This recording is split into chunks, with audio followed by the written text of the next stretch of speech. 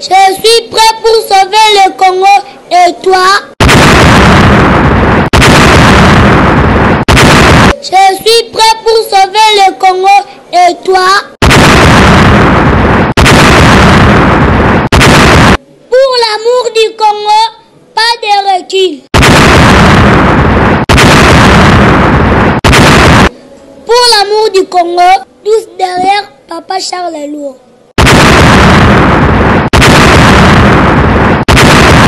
Je suis Amen, fils de l'Esprit tout cette puissant.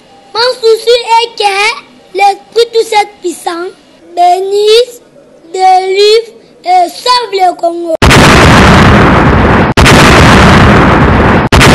Ceux qui croient et contribuent au message du temps de vengeance.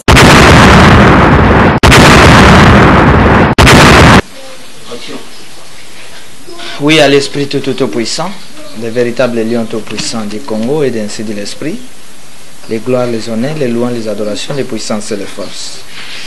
Bien-aimé, Ezali, l'homme poussière, Papa Charles Lourd, guide spirituel et ordre spirituel nation ainsi de l'Esprit, peut conseiller Nabino, Bisotolobaka et Akolia Ezanga, Nathan où il y a difficultés Zamakasi, mais Akoloba, pour un grand Congo tout puissant et Koki Kozangate. Et Oyakorate pour accomplir mission naïe, voilà encore le plus grand péché sur la terre des hommes. Tozana ko expliquer bino livre je suis. Pe ba parti à livre na biso o ezali na kati. Alors awa tozali ko pesa bino explication ya parti à livre o tozali ko benga christianisme. Christianisme motuna na biso ezali christianisme ezali religion ya Jésus-Christ, ezali religion basante, ezali religion ya Nzambe, to rond-point ya Antichrist, to rond-point ya ba hypocrite. Wani ezalaki nango kaka motuna, ezalaki kaka motuna. Voilà notre livre Je suis. Des explications tozo pesa pour na kosala livre ou tozo benga livre vidéo, c'est-à-dire toutes les explications par rapport à autocommis mais avec image à l'appui pour que vous allez éclairer vers les droits chemins. Tolobi nini na kati ya christianisme, c'est-à-dire christianisme est une religion. Religion il y a ba chrétien, christianisme c'est comme la religion musulmane, il y a ba musulman. Bouddhisme il y a ba bouddhiste et la religion belé oyo boyebi na se na mokili awa. Alors tozali moke ko partager na bino na likambo etali ba religion. Oui, religion ezali mabete. Religion lingi koloba eloko yekanga mina, eloko ezali relié na, c'est-à-dire bato bazali na religion christianisme bango balobi que bakangami na Yesu, mais ezali Yesu te moto atiki christianisme. Ezali bato baye na sima bayokani basepeli basorganize basali religion babien christianisme, basorganize basali communauté kimbangiste, basorganize basali église des noirs, basorganize basali. Alors baguide wana oyo bayaki na mokili au nom de l'esprit créateur pour accomplir ba mission ozali makasi sur la terre, bango te batikaki bakombo wana ke simananga bobenga bato bakimbangiste, simananga bobenga bato ba chrétien, simanangai bobenga bato ba littérien, simanangai ezali baguide wana te, ezali bato basalaki pe mabete basorganisaki. Mais le plus grand problème c'est que toye komona que religion ememi makambo ebele ya mwa malamu na makambo ebele ya koleka lisusu mabe. Alors il faut que ça soit clair, de préférence que le bac religion eza bizaleli na biso bato que ya kokotisa ke bizaleli ya basantu, bizaleli ya bato boy, bizaleli ya bato boy. Non, parce que même si on dit que ba musulman bango bazolanda Mahomet, mais comment on a que Mahomet comme guide atambola ki tendenge ba musulman bazotambola lelo. Comment on a que Christ atambola kitene ba chrétien bazo tambola lelo. C'est-à-dire bato ba yesima ba yeko boma mokili ba yeko bebisa lokumu ya ba guide wana. Lor biso to ye pona ko yebisa binoke. Soki olobike naza je appartiens à Papa Charles, il faut le lokola ye, il faut tambola lokola ye, il faut ça la plus que même ye parce que maître élève pour ça la plus que son maître. Pour Alaxaker et réellement j'étais les successeurs ou les disciples d'un maître puissant, d'un maître fort. Voilà bien aimé, les autres ont expliqué bien toujours les cambouetali christianisme. Alors tolobini nabiso, l'esprit absolu soit avec vous. Voilà tolobi.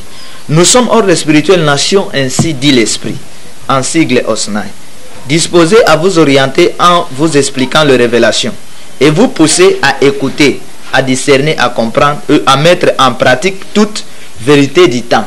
Tala musala biso toye. Toye ko orienter bino, na ko expliquer bino ba révélation. Ba message vrai ya tango oyo pour que boko mabato nzambe, les hommes de Dieu. Et toza ko tindika bino na ko yoka. Effectivement, il faut écouter. Il faut écouter. Mais et ceux qui kana ko yoka te, il faut discerner. Ceux qui yoka ka te, ozana tina te. Mais ceux qui yoka ka pe osala la ka sans ko discerner, oza pe na tina te. O écouter, discerner, nde biso mosala to yeko sala. Ko pousser bino à écouter, à discerner. Après ko discerner, il faut comprendre. Ceux qui vont comprendre, maintenant il faut mettre en pratique toutes les vérités. Nde biso to lobaka yora maintenant accomplissement ya promesse ya nzambe likolo na bomoi na bino. C'est-à-dire il faut boyoka, il faut discerner. Et ça le il faut botala histoire ya lobi kuna, botali ya lelo nini bokosala po bongisa lobi na bino. Alors nous avons trouvé des gens sur la terre qui marchent sans écouter, sans discernement, sans comprendre et qui sont des têtus qui ne mettent pas en pratique mibeko yanga ni anani ya nzambe. Alors biloko wana esali que na tangu bato ba religion na bato ba communauté na bato ya ba temple ba buki mibeko aboyi religion aboyi kotambola na révélation ba komi kotambola na muziki. Alors lorsque un révélateur azoya na makambo asika, alors ba religion na ba ancien ba bandi ko bundisa le révélateur, le message nouveau ou ezali koya oyo un produit oya bimika kat na bango qui vient pour sauver ba komi ko sale bitumba na ba ancien. On a fait ça avec Jésus. C'est-à-dire que religion ce qui a commis en dehors ya tanaye, ce qui religion a buki mebeko angani nzambe, ce qui religion révélation ezali soste a komaka ennemi ya message ya sika ou ezali koya. C'est pourquoi judaïsme est contrecarré Jésus, va livrer Jésus, va attaquer Jésus, va salir nyos va kokai ko salaye parce que bato soki ba bungi nzela ba komi ya kala au lieu nzela ya sika o ezali ko ya esonga bango ba kota comme ordre spirituel nation sur l'esprit ya ko sunga au moment les églises d'hier, le réveil, les catholiques protestants, tout ba ko koma ko sala makita pour combattre le nouveau Messie qui vient sur la terre pour na ko accomplir mission oyo Nzambe aebi na kotinda epai ya moto wana. Alors tolobi que exemple, nous sommes au temps de la liberté. Jean 8 1 32 à 33. Au Bible le si Jésus vous a franchi, vous deviendrez réellement libre. Et de discernement, Proverbe 29 18. Peuple sans révélation, peuple sans fin. Pour voir clair au moyen d'un miroir spirituel. Miroir spirituel les alliés révélation.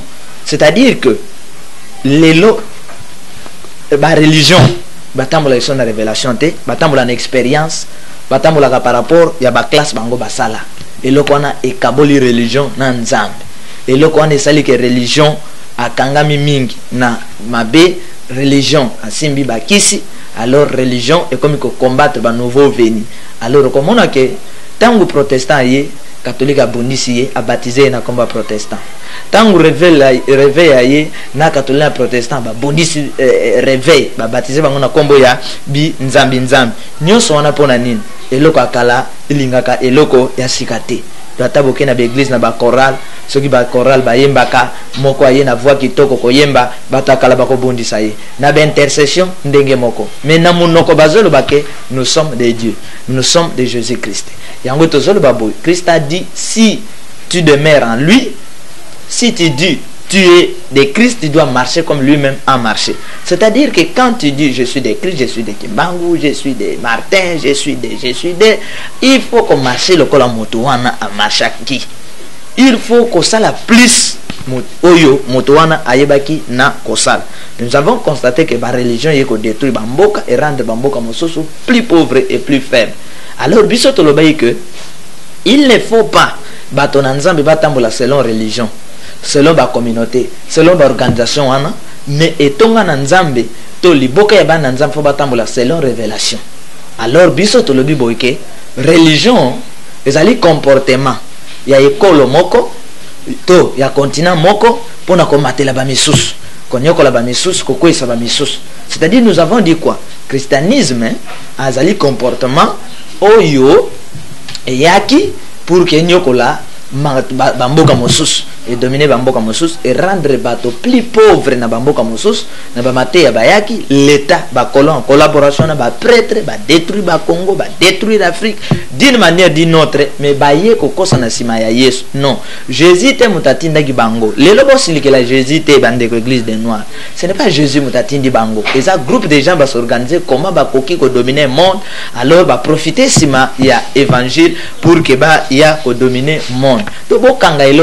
Il faut marcher selon les révélations et non selon notre église et non selon notre religion. C'est pourquoi comme on a que les gens de Mahomet vont dire nous avons Dieu, toi chrétien va le bazan nzam et bazo bunda bango na bango. Maintenant c'est quel Dieu que vous avez de gauche à droite? Au comment on va dire bango le biso tozan nzam, toi boy tozan nzam bazo bunda bango na bango. Est-ce que les enfants qui ont un seul père vraiment va bunda bango na bango? À moins que bozala ya ba origine oyo ekeseni. Alors biso tolobi boy tolobi nous doutons pour entrer dans la clôture la logique et les ordres du chrétien et du christianisme.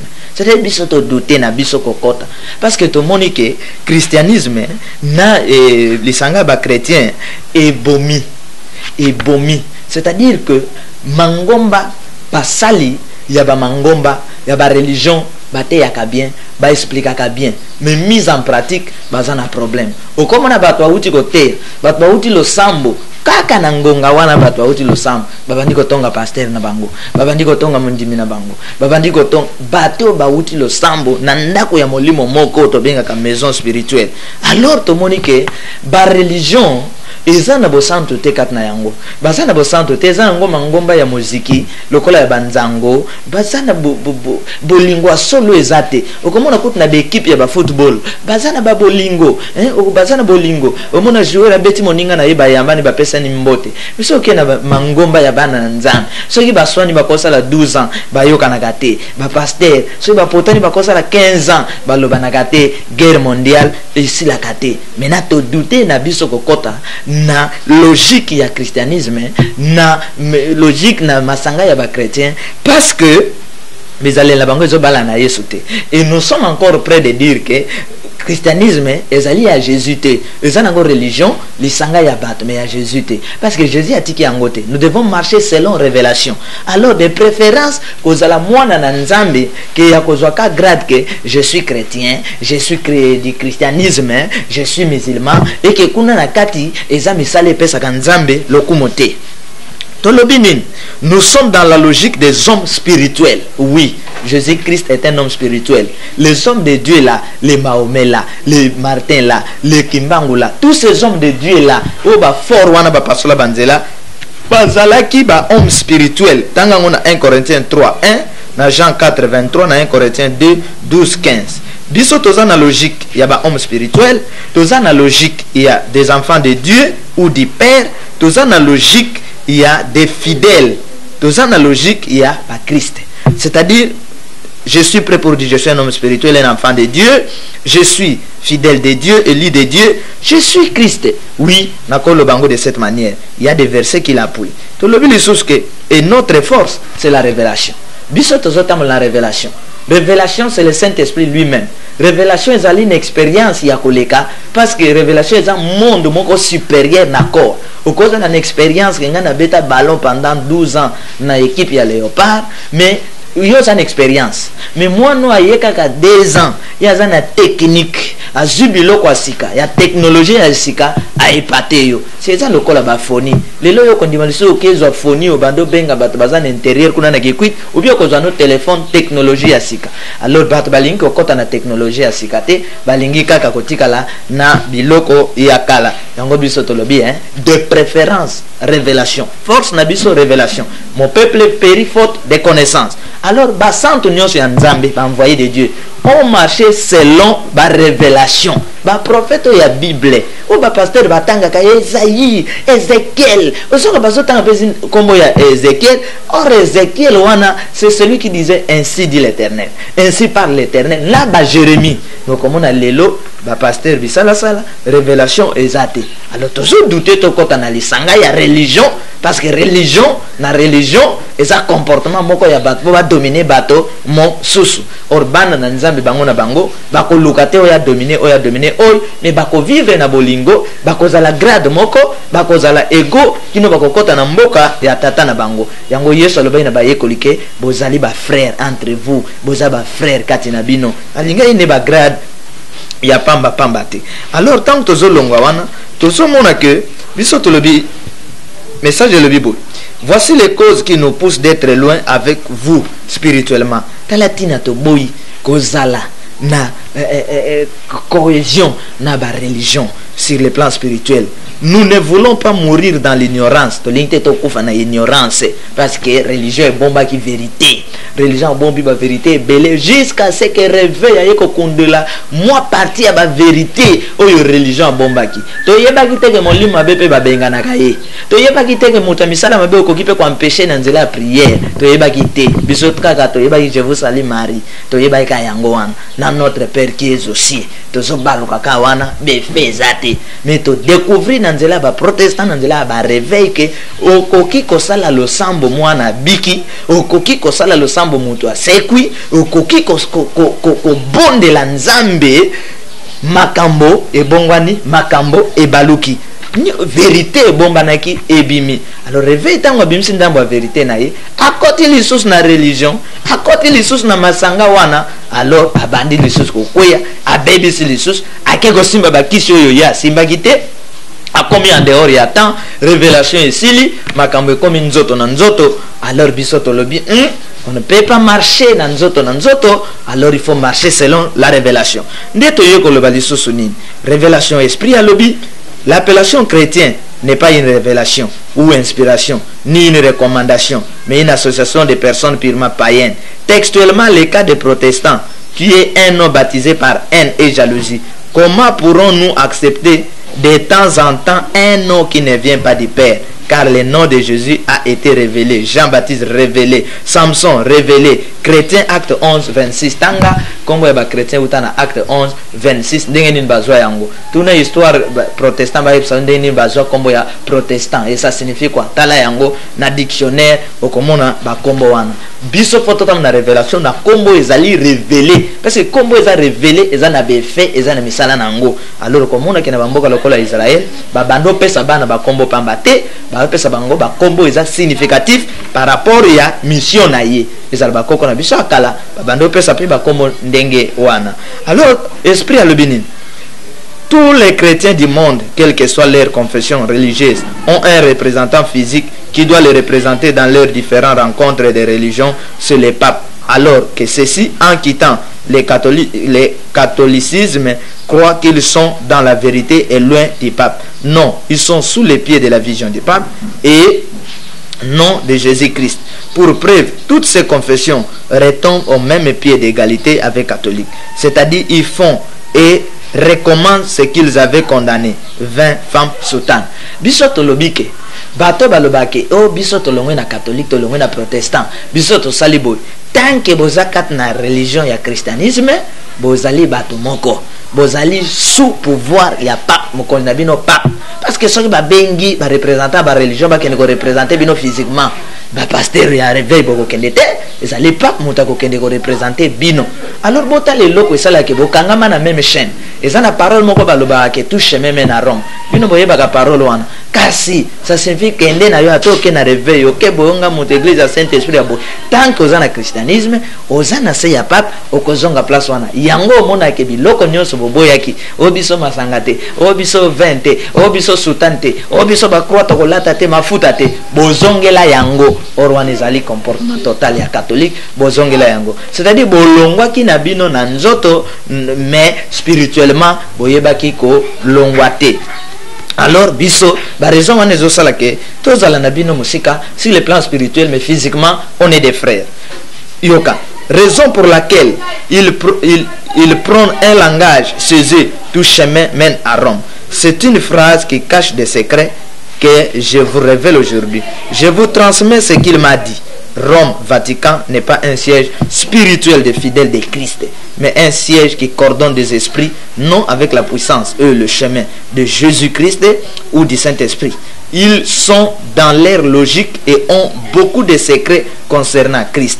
Oui, bazana ba secret concernant Christ parce que bangonde bazo ba mikanda nyonso ya Israël tant ba dominaki et des esprits.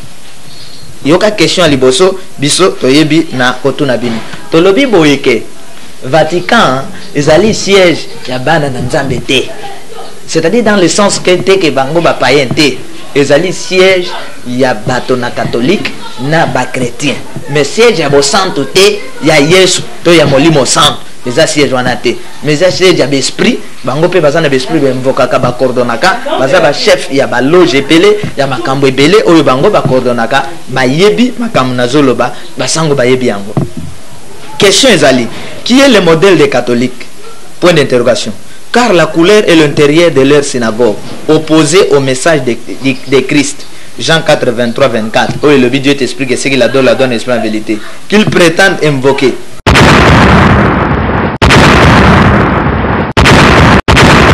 Je suis prêt pour sauver le Congo et toi? Je suis prêt pour sauver le Congo et toi? Pour l'amour du Congo, pas de recul. Pour l'amour du Congo, tous derrière Papa Charles Lourd.